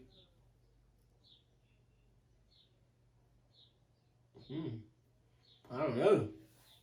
I don't know what I say to my future self, because I don't know where I have an idea where I want to be, but realistically, I don't know where I'm gonna be with the way that this world is. But I would say, keep going. That's what I'd say. Keep going. Just keep going, man. All right. And lastly, where do you see yourself and your business in 5 years' time? 5 years' time, I see us, like I said, internationally. Well, we are international already because I've moved things to Australia, Africa, England, the States, Texas, Canada. So, but I would just like for us to be. I can see us in another place in the world with a physical store, with everything that I explained in regards to the oils and all that. A whole new line of oils as well as these ones. New clothing, new logos, more money, and a couple employees. Okay. Yeah, and also like on the up and up. So when I say that, I mean not just more money and stuff like that, but like actually, even though I hate to say it, paying the government. You know what I mean? Actually doing things the right way. You know what I mean? Because of certain like certain businesses that I do, I don't pay the government, and I start them because I don't have to. You feel what I'm saying? I look into them like, yeah, I don't want to pay the government, but that's honestly where you make a lot of the money. Right. Is when you get into paying your taxes. That's why a lot of these big exempt companies make the money that they do. The government are the ones that promote them, market them. You know what I mean? When you hear something on the radio about, I don't know, North Shore Medical or something like that, they're paying the government. Why do you think they got these ads and everything everywhere? You feel what I'm saying? They're pushing the people that are paying them. So it's like you gotta play the game, basically. You know what I mean? So that's what, yeah. Alright. Do you have any questions for me? I do. Alright. I wanted to know, when did you first hear about us? Well, MFB? Yeah. I think I saw it from Arrington. Okay. So I was in a regiment with him. Okay. So I saw him posting it a lot. Okay. And then I saw it from Bruce as well. Okay. He was in a regiment as well. Okay. And that's okay. That's when I started following both of your pages and whatnot. Okay. Yeah. And then what did you think initially? It's like I understand what it's doing. His gameplay is like it's going because you're doing a lot. Like you did boxes, you did hats, you did different things. Like you don't see no one else making the boxes in Bermuda. Right. You know what I mean? Something as simple as that. It's like, right. This guy knows. Like he knows what he's doing. Like, you know? Yeah. Yeah. And then the last thing I think I would like to ask you would be, where do you draw your inspiration from?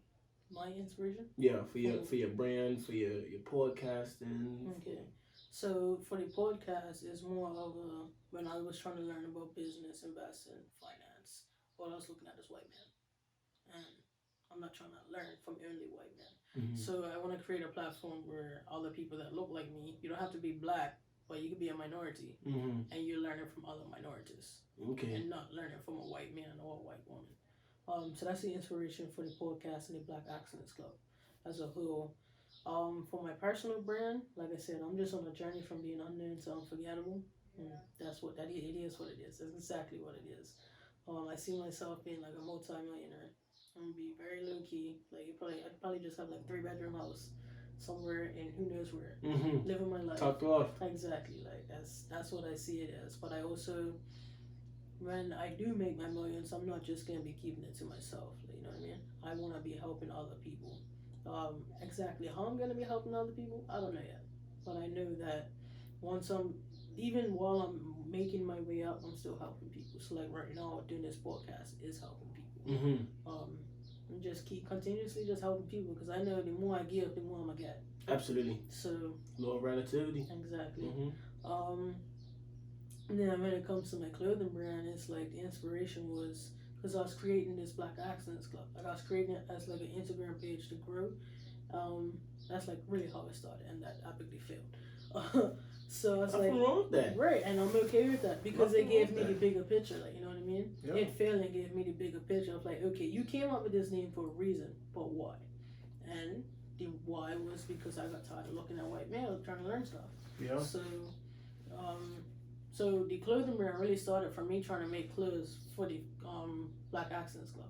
So I'm just like, why am I gonna go buy these people's shirts to put my logos on? Yeah. Why don't I just create a blanks apparel and then everything that I do goes onto this? And that's where the brand came from. Yeah. Like I said, I want to factor out. How much are these hats? I haven't even decided yet, man. I like the bucket hats. These are clean, especially if the duo on got fat. Especially if the duo on got. I need something like this. I could just throw on real quick. I be walking around with just woolly.